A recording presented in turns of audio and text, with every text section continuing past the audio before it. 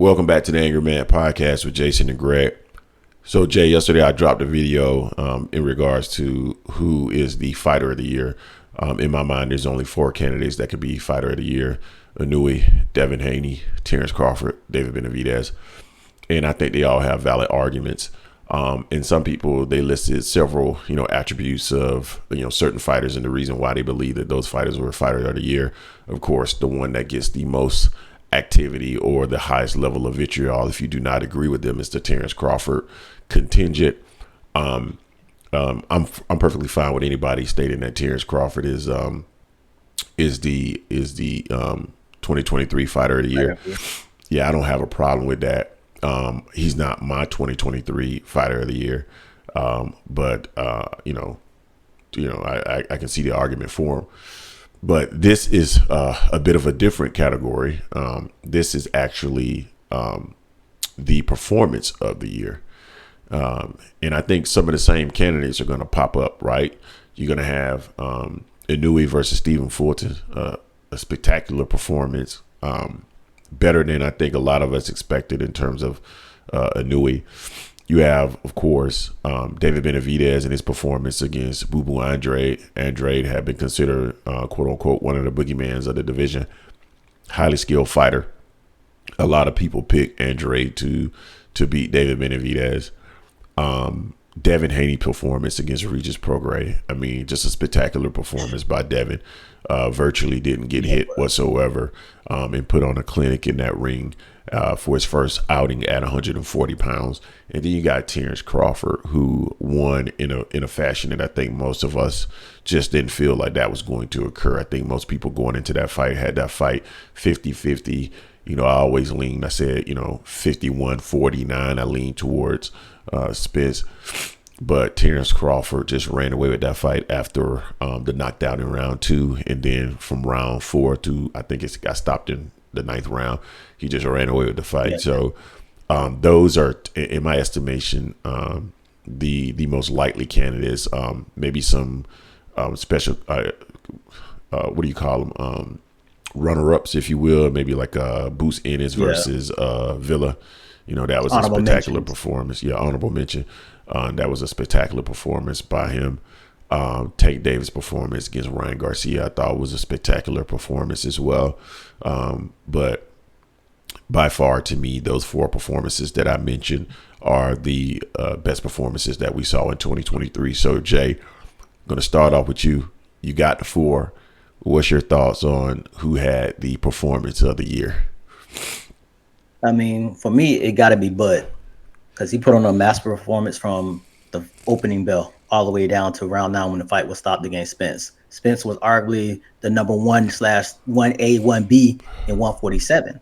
In my eyes, the winner of that fight is going to be the best fighter of the year, pound for pound. In my eyes, that fight that Bud put on was just masterful. Against Stephen Fulton and Inoue, that was a good fight. Inoue did his thing, but I didn't have Fulton up there as like being like a boogeyman or the tops like that. Fulton's a damn good fighter, but his problem was he didn't have a lot of power. And for someone like Inoue, you need to have respectable power to keep him up off. You're kind of like Nonito Donaire did in their first fight. The second fight, Donaire said he got to be outside of himself and got clipped. Plus, Donaire's a lot older as well in the rematch. David Benavidez, Boo Boo, I thought that was a good fight as well. David did what he's supposed to do. Some people didn't really rank Boo Boo high. I had a high regard for Boo Boo because I watched what he's done, the type of fighter he was. There's a reason why a lot of fighters were avoiding him. Devin Haney, you can't take away from what Devin did against Regis.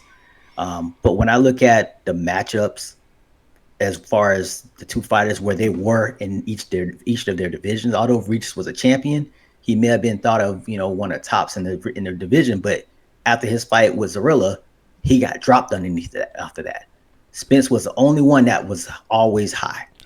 1A, 1 versus 1B in 147-pound division, and Bud handled business. So for me, best performance of the year, it goes to Bud to me. Yeah. So this is where I feel like certain people that were arguing for Crawford to be the fighter of the year. I think the arguments that they were making is more applicable here. Because Crawford only fought one time in 2023. That's why I struggle to give him fighter of the year, although he made history. That history was made by fighting basically one fight and a guy that had collected all the titles. So if he had fought twice in 2023 and in both those fights he had collected welterweight titles to become undisputed, that has a different ring for me personally. But when you talk about the overall performance and what he did, that's where it holds a lot of weight, because Errol Spence was in the top, for most part, he was in people's top 6, at least pound for pound fighters in the world.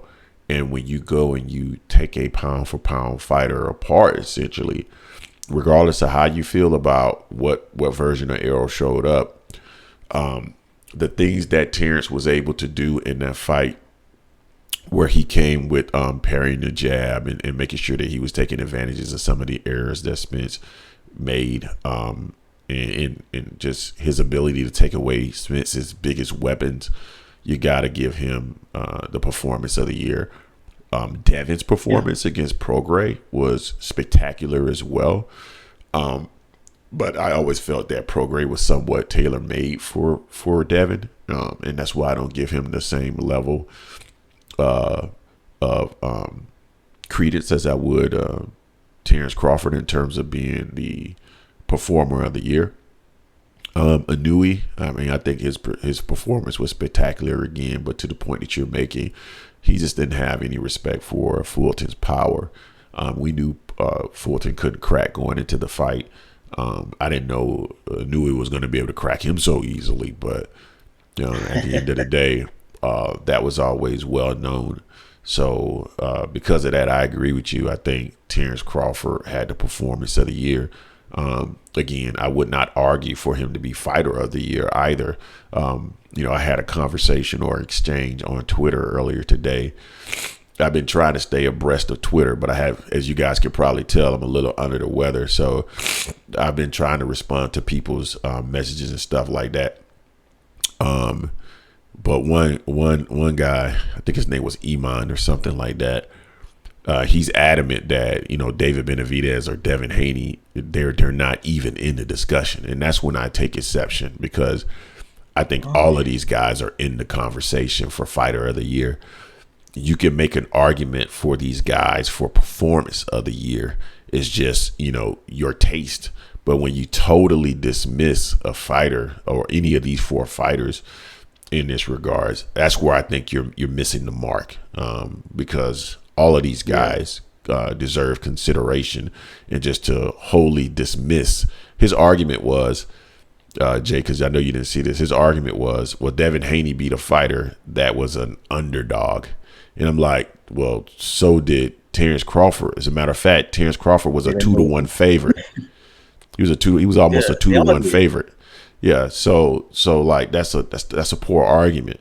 So my thing is, if you think it's Terence Crawford, I'm good with that. But like, let's not diminish the other guys, because they also, each one of these guys, I can see arguments for and against.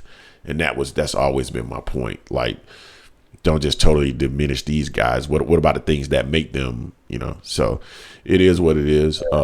You guys tell us what you think in the comments section. Who had the performance of the year? We believe it's Terence Crawford. After this video, all the people that are Crawford people. Yeah, after this video, they'll all the Terence Crawford supporters will still say we hate Terence Crawford and we've never said anything good about him.